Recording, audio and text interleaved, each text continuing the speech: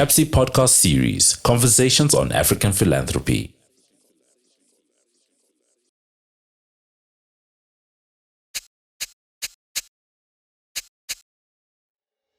This is Series 1 of Conversations with Women in African Philanthropy, a CAPSI program known as Adɔyɛ. The series was recorded at the sidelines of a retreat that took place at the Wits Rural Facility in Limpopo in January 2025, hosted by CAPSI's Adɔyɛ program and Nawi AfriFem Collective.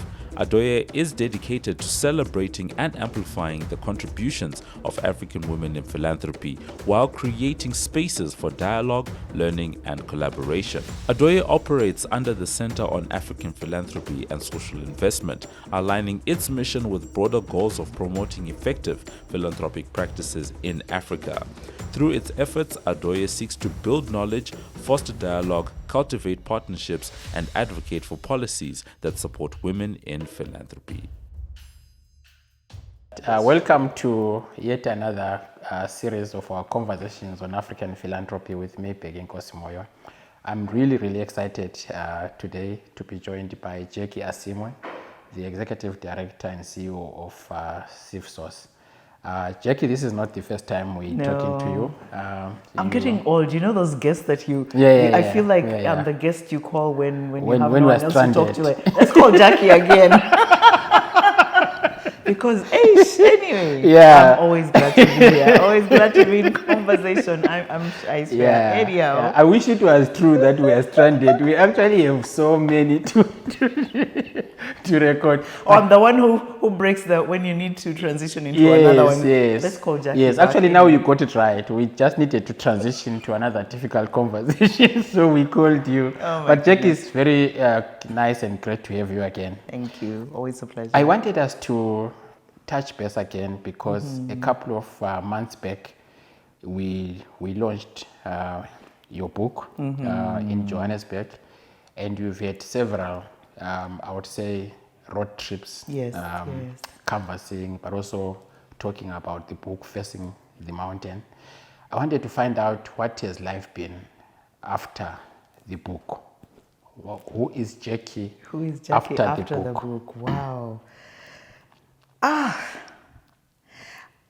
I don't even know if there's one word that describes who I am after the book. All I can say is that it was an interesting experience. I feel like 2024, from July 5th, when I launched the book officially in Uganda, up to the end of the year, the book defined my life and my days. And it was interesting experiencing myself as an author. Previously, I'm a book lover, so I had experienced myself as a book buyer, as a person that had conversations with authors, because I do this a lot in Uganda. And so I was always on the other side of the book. But now when you're the one that is the author, when you're the one that is concerned about book sales, about just the honor of people buying your book, of people commenting about it, of people sharing it on socials, of people, it was just, I felt so gifted and so blessed. I felt honored for all the gifts that it gave me, all the people who have come into my life because of the book, new and old, all the countries, all the conversations that I had. So I feel like it's been the gift that keeps on giving, if I were to summarize it. And so has the book and some of the contents, the themes, I mean, there are some very difficult conversations about yourself in the book that you spoke about. Have those in a way, so in other words, what are some of the insights and the lessons that as you go about talking about the book, launching it, but also discussing it, what are the things that have kind of stood out? I mean, as you are writing the book, everything is important. Every theme is fascinating. But as you keep on talking about it, discussing it, there are some areas that actually resonate with people, they land. What would be some of those components of the book that wherever you go, people immediately say, this resonates with me, or you actually see people's eyes just light up? Yeah. So about three things that have kept coming very often. One is vulnerability and just the balance of which was a constant balance for me as I wrote Yeah. the book. How Yeah. much do you say and how do you say it? How do you share in as authentic as a way as possible, because it is a memoir. Yeah. And Yeah. people appreciated that they thought they knew me, but now they know Yeah. parts Yeah. of me. Yeah. So that is a comment that I always got. The other one is just the simple fact that I wrote about facing mountains. Yeah. People realizing, oh, I actually do face mountains Yeah, too. I have my own mountain, yeah. Even until a week ago, someone saying I've climbed a hill, a rock, a mountain because I read your Yeah, book. yeah. That has been like, Yeah. yes, I can say that I've inspired Yeah. someone to do something. And then finally, there's one of the chapters that I talk about the invisibles in our life, and Yeah. just how a lot of my work as a lawyer, as a fighter for justice, has been about seeing the unseen. And in fact, our work that we do in African philanthropy yeah. precisely is to highlight it, because for the longest time it has not been seen. Yeah, yeah. And so people resonate with that one, they need to start seeing people they don't ordinarily see, or Yeah. they recognize that that's the thing that they've been doing, seeing, reaching out to the unseen in our midst, and how it challenged them to be kinder and to open their eyes more. Yeah. So those are the Yeah. three that came. Yeah. And maybe finally just the leadership lessons without it being a Yeah. leadership book, Yeah. right? Yeah. So that Yeah. I appreciated as well. And of course, one would be keen to know how those features or those areas kind of translate back to you again in your day-to-day leadership. Yeah, I was going to ask, leading from vulnerability is one of the strongest ways that we have seen most institutions benefiting.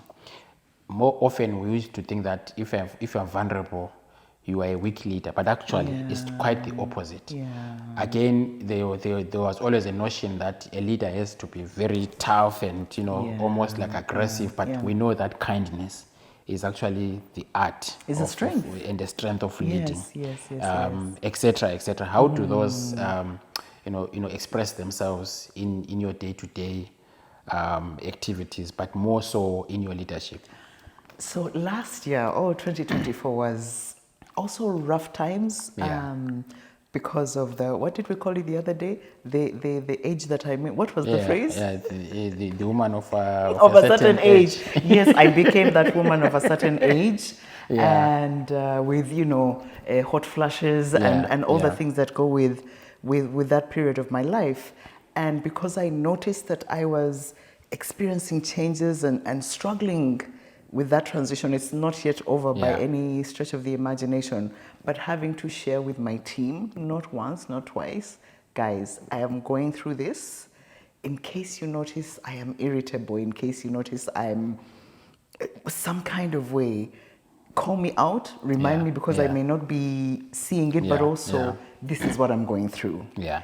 And it that for me was like, being, I don't know if prior I would have even shared such a thing. I've never heard. Yeah. And I did have older women who led me, but maybe we're also in a different time where certain vulnerabilities are being received. So last year for me, that was the journey, the very real journey of being vulnerable, guys. I'm dealing with this thing, and it's hard, and it's strange, and it's strange for me, and I might come out totally strange.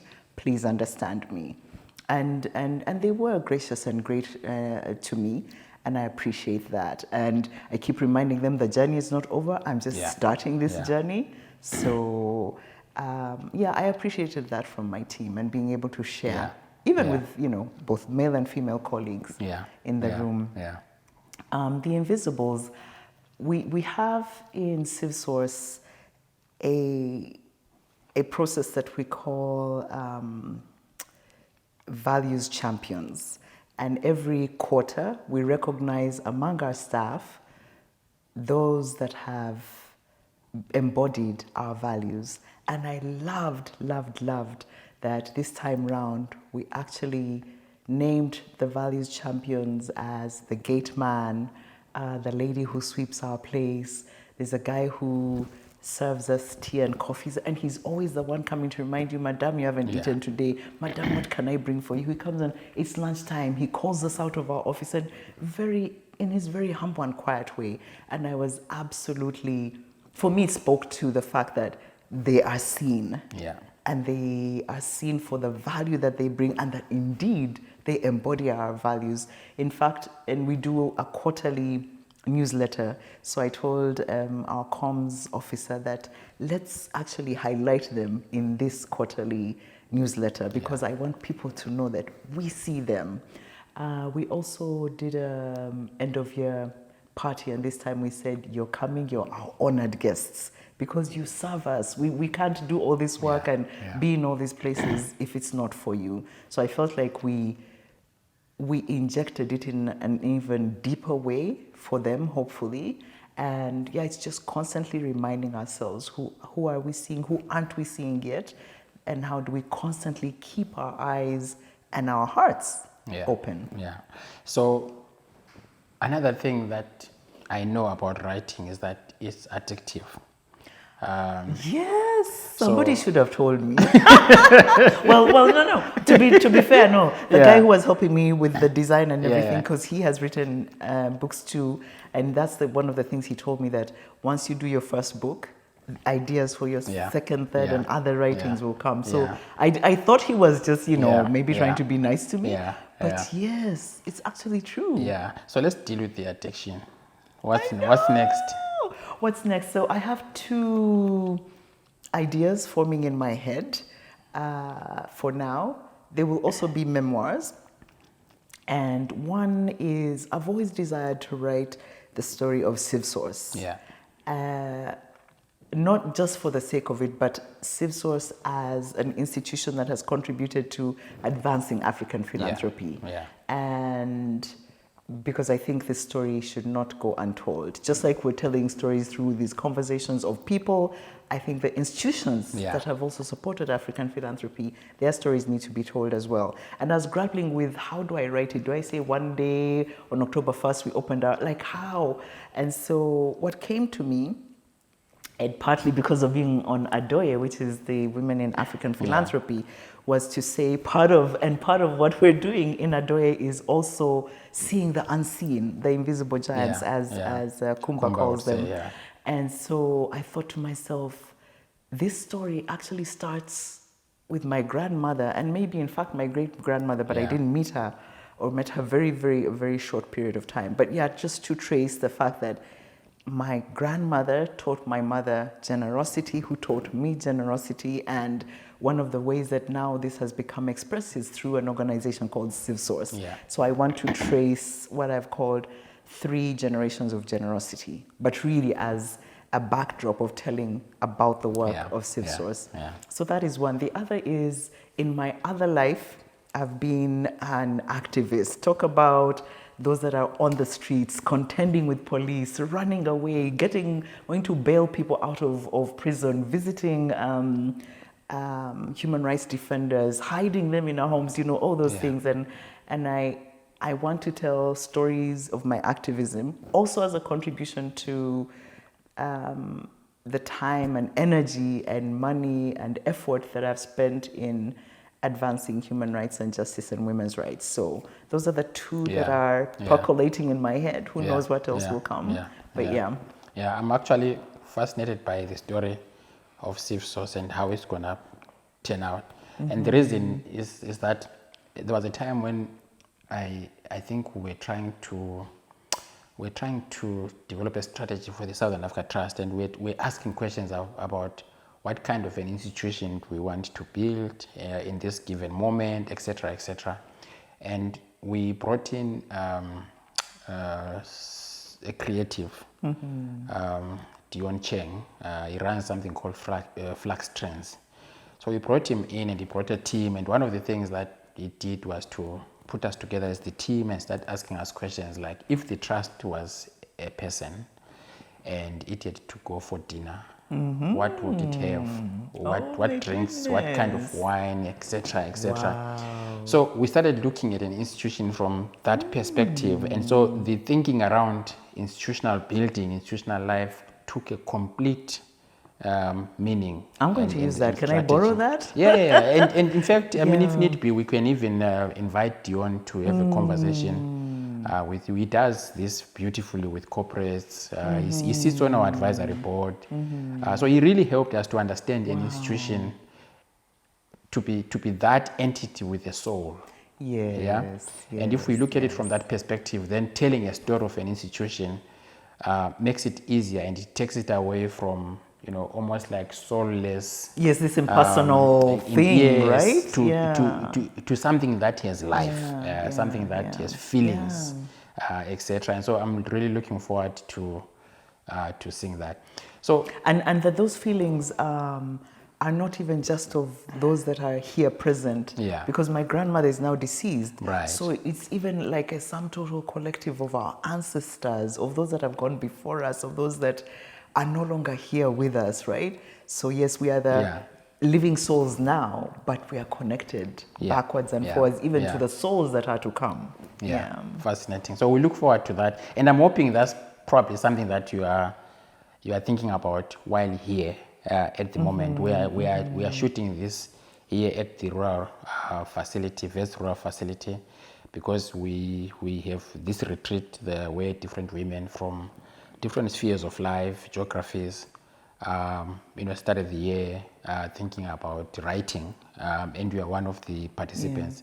So is that one of the areas that you are focusing on? And if so, if so, what has been I would say the development so far, because we are still probably in the early stages of the work that you are doing. Wow, so I came here with that idea, and I even wrote to my my family. I even called my mother. You know what I'm writing about you and Mukaka. We call grandmother Mukaka in our language, and got them all excited. Then you come here and you're like,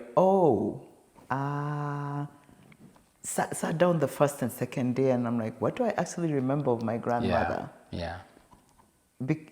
Which was one. So just even the process one has to go through to remember.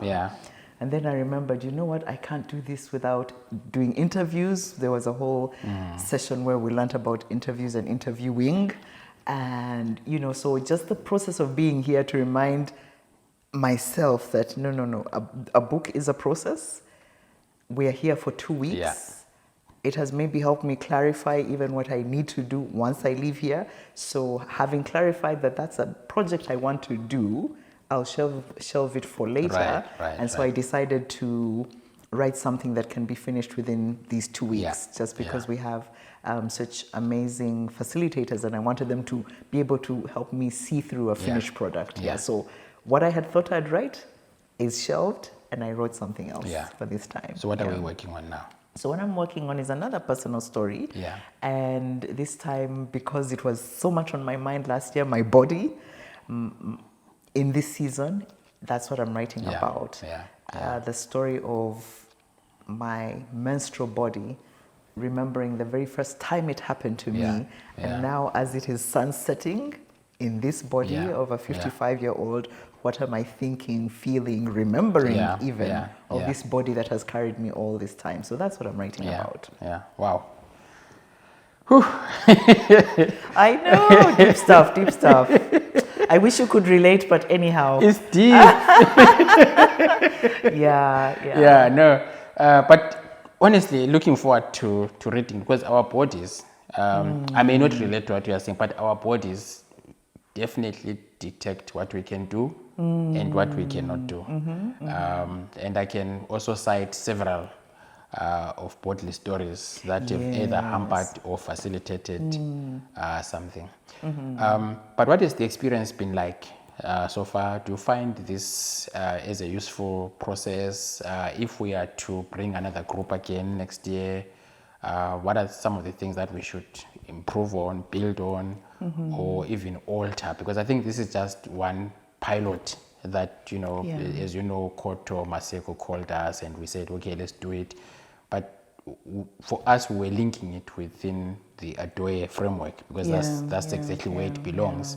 And we have always wanted to have women research, women write, etc. And that's what Tandy and the team have been working on. And so we're excited about it, but at the same time, we are nervous because we really don't know what we're getting right and what we're getting wrong. And it's a collaboration. So we know it's so many partners that are involved. So how has it been so far for you? Is it something that you would urge partners to continue, or what needs to be improved and kept? I think several thoughts. So I've loved that the group was small enough for us to connect. Yeah. And I think we've formed amazing connections, both in and the place lends itself to those connections. We've walked a lot together. Yeah. We have eaten together. Yeah. We have sat in the room together. We have accountability partners, so you get to know your partner, and their story even deeper. So I love the way that that the program has weaved in those constant moments for connections. And then for those that are wild and free, they have their wild and free time to dance, to sing, to do whatever they would like to do. So that is one. But two, rest. And how much rest is also a part of the writing process. Yeah. Because a lot of us can't, because we're always in this treadmill of lack and just living and surviving and striving. So just the gift to come away and to actually rest, I think that has been amazing, because I think you can't write from a tired place. Yeah. So that for me has been the additional gift. The other, and which I think is something that we can improve on, is, for many reasons, societal, patriarchal, just the system that we live in, women's voice and value has always been a struggle. So even for women to embody that they are writers, to give value to their voice, is a very emotive process. And yes, while we've tried to hold each other in a sisterhood, I feel like, maybe next time it would be just in case, because many people were triggered by just, certain things, certain stories that they write take them back into pain they don't know that they are holding. So I think it might be good to have just that extra professional support. If I were to do this again, just have a counselor on, or someone people can call, or just, we try to provide and shield each other. It was great to have, a person like Nyamal, who is a healer. It was great to have, and the process, like I said, lends itself to quiet time, to community time, but there might be those that need just the added professional lens and support. So that's what I would add. I'm glad to hear that, because we are also learning. So on one of our projects, we are doing some work on young people and how they are employed by the non-profit sector. Some of the questions that we've been asking, they go back to maybe family structures, etc., etc. Some of them are refugees, some are ex-offenders. So there's so many things there. So when we took the project to ethics approval, one of the things that they said, and we had not thought about, was these questions are likely to trigger some traumatic experiences here and there. Do you have facilities that would deal with that at a research level? So it's something that we are already doing at a research level, but I'm intrigued, because not once would you have thought that a writing retreat would have such. And because you're dealing with identity. Do you even believe in yourself? And that might lead you to, but why haven't I believed in myself? Sometimes it's the voices in my head. Sometimes it's the way I grew up, the teacher who said you're not a writer, right? And having to deal with that forgiveness, that memory. What do you do with it once it has been surfaced? It's something that we would definitely take into account. So Jackie, you talked about walking. And I've heard so many people complaining about about individuals who walk and say, we are going to turn there, and then they end up going for kilometers and kilometers. Apparently, Tandy is guilty of that. But on a serious note, the other part of your life is about walking. And I'm so impressed by the number of walks that you have done. I think, when I think back when we met in New York and we were talking about walking and the value of walking, and today you are you've done over 300 walks. Yes, 3-5 No, 355 as of today. 355 as of today. Yes. Let's talk about those walks because let's start first and foremost. I know we covered it a bit in the last episode, but first and foremost to remind people, why did you start walking? And then secondly, of the 355 walks that you have done, clearly there are certain themes, there are certain insights, and there are certain walks that stand out. Let's talk about that. Yes. So, thinking about this segment of the conversation, I even told myself, Becky must have had lots of hiccups in the past year because many people that I work with ask me, so tell me how you started. And you are part of the story of my starting these walks. So I was, coming from climbing mountains and having to be physical every day, sometimes 2 times a day. So coming from that, and then in about 2018-19, totally crashing, becoming a couch potato and struggling with the knowledge that I need to be active, but I was just out of it. Then discovering this group called Activate Uganda that was doing walking or running challenges of a minimum of 3K. So I started that, and then it became, okay, now that I've gotten into the habit that I wanted, which was physical activity, what else can I do? And I remember then I had a conversation with you and with another friend, Joseph Beyanga, and both of you telling me how you use your physicality also to support causes. And I thought, yes, this is something that speaks to me, and both of you encouraging me to do it for something I'm passionate about. So at that time it was, I'm passionate about leaders, about conversations, about connections. So let me start. I started it as Fridays with Jackie, assuming that the rest of the days would be for myself. I just learned one of my days.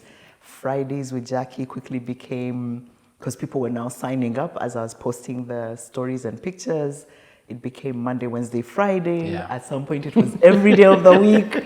And that's how I've done the 355. And it's been both individuals and groups. There's a friend who called me and said, walk with my staff team. I'm not there. I want them to just have a walk with you. So it's been things like that. Somebody else incorporated it in a conference that they were doing and said, Jackie, we have an afternoon segment where we just want people to walk as they converse. Come and lead that session. So the fact that it's been used in a myriad of ways is amazing. The fact that people actually reach out has been amazing. Half, if not more than half of those walks have been with absolute total strangers. People I have never met. We're literally meeting the day we walk. I found that such a gift to me. And I think in terms of the themes that stand out, people are often dealing with. But before you proceed, another detail, you say it became every day. Is it not true that at times it's twice a day? Yes, indeed it is. And I think last Christmas especially, not this particular Christmas, but the Christmas of 2023, it was interesting that because it was holiday and people are coming from abroad to Uganda, they're like, I want to walk, so I was literally walking morning and afternoon. I mean, it's I could in fact do it all day sometimes, I think. And so for me it's been the most amazing. And the other thing for me is that it has helped me discover my city. It has, because what I also try and do is walk in places that I don't ordinarily walk. Part of the gift that has come from this is that one of the young gentlemen that I walked with has gifted me his filming capacities. So now some of them, I do them as short videos. And this was the young man saying, you walked with me, now I want to give back to you. And this has been his gift to the Walk.Talk.Connect effort. So I mean, it's just, it's something that, but I keep asking myself, when will I stop? Like, when will I stop walking? What else will I do? But I'm keeping going until I hear the bells say, no, now let's move to another Don't thing. Stop, because don't stop. Even from a health No. The walking, yes, I will continue. But walking with others, I'm wondering whether and how long that will go on. You're about to talk about some of the insights and some of the themes. Starting, I notice how, many people are starting things or wanting to start things. And so it's been amazing that yeah, just, that we often take starting for granted. Yeah. And so for me, it has been an appreciation of just that effort, do that one thing that propels you to start. So people are in moments of creating, of leaving jobs, of starting a new product, so just starting. Yeah. And in that sense, therefore, founders and founding and what it means and what are the fears and what are you struggling with and who understands us and what it means to create a thing, to carry a thing, when you don't know, when you don't have all the resources, when you don't know the whole road, right? You're also scared. So that has been a theme. I think the other for me has been, it's not a theme emerging from the conversations, but a theme, something that I've noticed is that truly everybody is passionate about something. So for me, I've just been blown away by all the things that people are aspiring to do, whether it is research, whether it is water, whether it is young people, whether it is, I've just been astounded at just the depth and breadth of things that people are talking about and that they are passionate about and that they are doing. Because often the first question is, tell me about yourself. And then people dive into all kinds of things that they are doing. I think the other one is people truly wanting to get healthy. And so some of them saying, I took this walk as an act of courage, as an act of, I want to start something like this. So I've been amazed that just like I was struggling with finding something that I could be consistent at, people are also saying that they're hoping that this lends to their journey of being healthier human beings. And many leadership themes have also come through. So I when you asked me that actually prior to this conversation, I thought to myself, because I do write all the stories, I'm thinking maybe I should ask someone to actually harvest those themes for me. In fact, I wanted that was probably one of the things I wanted to go to next, to say, if you look at the 355, I know you are saying some of them are strangers, but when you look at the profile, yes, those of us who have been watching from a distance, some of them have been ambassadors of certain countries to Uganda. Some of them are CEOs, some are medical doctors, etc., etc. So even from a profiling perspective, even students, so even from that, you can actually have something written up about the people that have worked with you, because they're from different diverse backgrounds. Very diverse so that's one. The second is the themes that have emerged from the conversation. Some of them are personal. Some people talking about how this year they want to sort out their lives.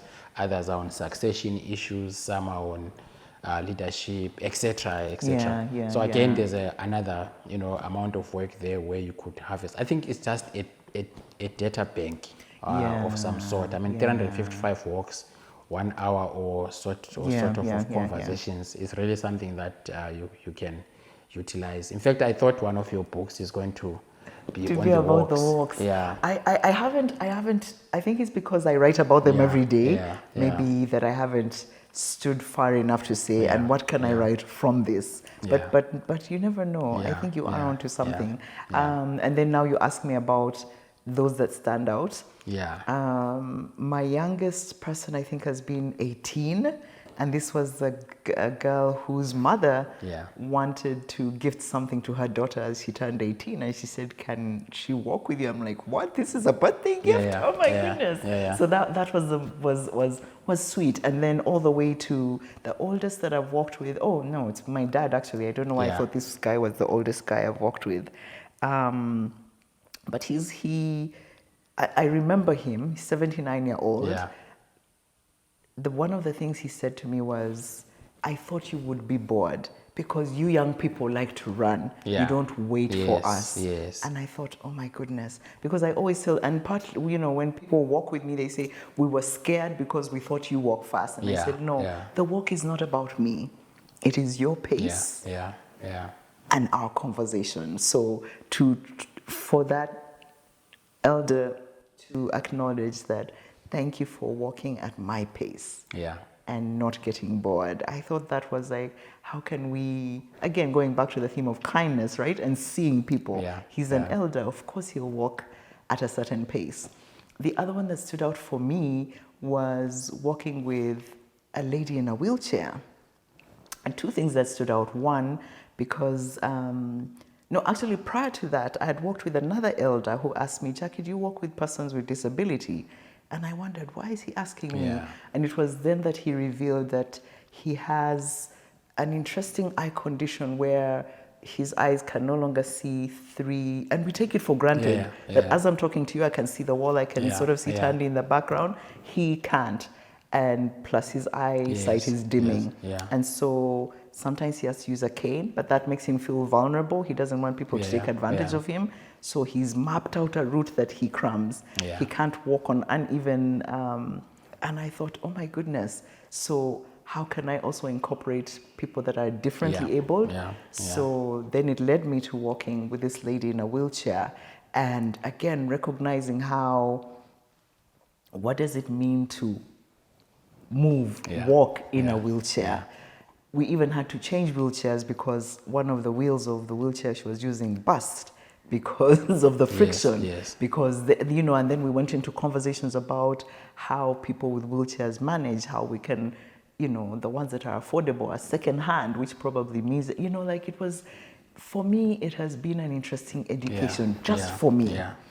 When I have conversations with ambassadors, it's like, okay, how do we have it in a way that is politically sensitive and correct? I don't want to cause third world wars or fifth world wars. Like, what do you also talk to, you know? So it's also stretched my, how do I have conversations, like you said, with literally anyone and sustain a 1 hour? Most of the walks are between 1 and 1.5 hours. Like to really carry and to listen really, because the conversation isn't about me. I want to listen to you, to what you want to talk about. It's interesting. Some people have said, do we have to do research? Like, no. Before they come to the I know, right? Before you come for the conversation. But it was those. It was walking in a ghetto and trying to train my mind not to see poverty. But how else can I view this community that I've only just seen as a slum? And being educated by this young man, because he grew up in a slum, to say, when I walk in my community, I see hope. And I'm like, how can I walk with that mindset as I walk with this young gentleman, right? So it's been just absolutely amazing. I've loved that even in countries where, because I live and work in Uganda, but when I've traveled outside of Uganda, I've still been able to walk, and how stories travel back to why we are writing here. That stories, voice, authorship travels far beyond into borders that you are far wider than you. And so just the gift and the ability to tell these stories, I think, is another thing that has come up for me. And then maybe finally, the other one that stood out for me and was a lady who reached out and said, my father died last year, and on his anniversary, I want to honor him through walking with you. And other people have also said, I'm going through this, I want to walk. And to understand that it's not just a physical thing, it's also a very deeply spiritual thing. And so to understand that it's not just walks. For some, it's healing. For some, it is speaking. For some, it is another person said, I want to tell my story. I want you to tell my story so that other young people can hear. I was addicted, and now I overcame this. So it's just been interesting that just a simple platform can create so much, can bring so much. So the way I also look at it, I also look at it from the lens of a project. And as a project, there's success, there's barriers, there's failures. And I'm trying to wrap my mind around 355 walks. I'm assuming that there will be some walks that are not as successful as you probably would have wanted them to be. Just like in a project, you are not going to win all the time. Yeah. So have there been moments like that where you probably feel like this walk was not as successful as I thought, and what would be the reason? Have there been moments where you actually have nothing to talk about? I mean, you could be asking questions, but actually you are walking. Gladly, no. Yeah. Except one where I really struggled because this was a person who just, you asked the question and it was 2 words and then you're like, hoi, we're just 5 minutes into this. What is Very formal. And no, and again, that's why I said that it has also taught me like, okay, how else? What else? Like, look for something. Stand and talk, like to think on my feet, I think is another thing that I have absolutely learned. I think what I come away with this, especially having done a lot of walks in Kampala, something that is niggling at the back of my mind is the thing I'd like to do is have walks with the Kampala City Authority. Yeah. To say, look at our town. It has more pedestrians than cars, but it's not a walk-friendly city. So, but part of me is like, no, but that's advocacy. Then you have to go into, am I ready for that? But it has constantly been in my mind, like, this is a systems thing also. Yeah. And if we are going to encourage people to be healthy, because now our governments have started, across the world, have started talking to people about disease and disease burdens and whatever. So yes, once people get the message, if they can't walk, what happens? The girl in the wheelchair, we literally, because we went to Makerere to walk, because on a Sunday morning where it's peaceful, there won't be a lot of traffic. So I had, thoughtfully considered where can I walk with a wheelchair. And then it was very interesting that we actually got to a place where, yes, it's demarcated parking for persons with disability, but then to get to the building, there's a gap. Yeah. And it's like, see, they don't, how do we even ask people to, or enable people to think through all the way? So the about planning how is not done. So it's a thing that is, if this has surfaced for me, the system, what am I going to do? Is this going to become something that I advocate around, or how do I interest those that are doing advocacy around making cities accessible? So accessible and safe, because sometimes we've had to walk early in the morning. So sometimes I'll have my driver and I'm like, so if I didn't have someone that I can call to, how do we make our cities accessible and safe for everybody? Yeah. So other than the city officials, I already see maybe working with the police. Who else are you planning to? Maybe let me put it differently. Who have you not worked with?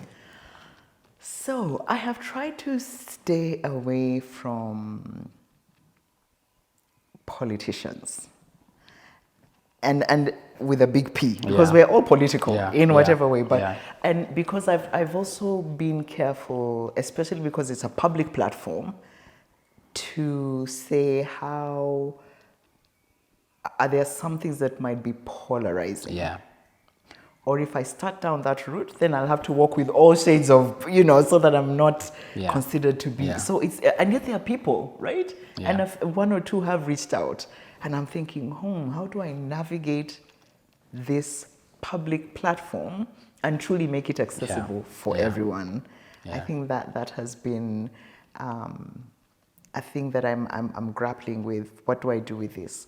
And then and really lastly, it's there's a blind guy who'd like to work with me. There's a deaf guy. So also opening up this space to more people. What do you do when the issue's the person? Right. Even if you're not going to discuss politics. So just like I've done with an ambassador. Even if with a politician, I may not discuss politics. But what happens when they are a political figure? So a simple thing like walking becomes so complex. I know, right? So contentious. Who would have thought, right? Who would have thought that Jackie would be in a conundrum as to whether to walk with politicians or not? So what I'm learning from all of this is that I think everything and anything that one gets to do, if you really put your heart, determination, and everything to it, it really grows bigger. It grows legs. It expands. And this is a classic demonstration of what you started as a simple walk, and now it's a big project, and very soon you will have to outsource it. I have thought of it now that You've thought of outsourcing it, right? But what I struggled with was, do people come to walk with Jackie or do they come to walk? Yeah. Because I had thought actually of training, like how you're a lawyer, you train paralegals because you can't be in every representing everyone. So, and I had wanted to, I'd even called for volunteers. But someone said, now you will have to train them in, so how do you talk to people? What is the conversation? How do you write the story? So that if we say this person is affiliated to Walk.Talk.Connect, people are going to expect a certain brand, a certain way, a certain length of time. Like, man, that's a whole other thing. Okay, let me first walk just as Jackie. But who knows? Who knows? So, of course, the entrepreneur in me is already saying, think about a business. Yes. A business idea around it. Because, why do we have gyms? Why do we have counselors? Why do we have this? So walking could also be a business. But Jackie, I think this was really to get an opportunity to just get an update as one of our regular guests, but also a strong member of CAPSI in terms of the Adɔyɛ steering committee, but also our relationship between the two institutions. I really thought having you around, it will really not be right for me not to, get an update. Always my pleasure. In terms of your journey, but also where you are. So let's end by looking at what's in store for Jackie in 2025. What's in store for me? So, beginning one of the book projects that I talked about, probably it will be the 3 generations of generosity. And so I want to actually map out when I start and how long it will take me, probably a year and a half. So actually starting that. Today I was not with my team, but we officially started our work here. And so it's seeing, what have we mapped out for the year and how do we get the work done, because work needs to get done. The other thing that we have to contend with in Uganda is that it is a pre-election year. And for better, for worse, elections and Africa are a whole interesting things. And for some countries, pre-election years, unfortunately, mean that they also come with a lot of human rights violations. So what will that mean for us as people working in philanthropy, people that are sub-granting and doing emergency funding and all those things? Like what do we need to prepare for in this pre-election year going also into next year? So that is something on my mind. How do we keep the communities, the people, the work safe, but also continue doing it in a brave and thoughtful way? So that's the other thing. And of course, looking forward to all the conversations on philanthropy on the continent and connecting, whether it's at EAPN, East Africa Philanthropy, or APC, or whatever. What does looking forward to that landscape, to connecting at the continental level, global level, as we do work at the local level. Jackie, thank you so much for joining us once again. That was Jackie Asiimwe, the Executive Director and CEO of CivSource. Thank you for watching. We'll see you next time. You've been listening to the CAPSI podcast series, Conversations on African Philanthropy.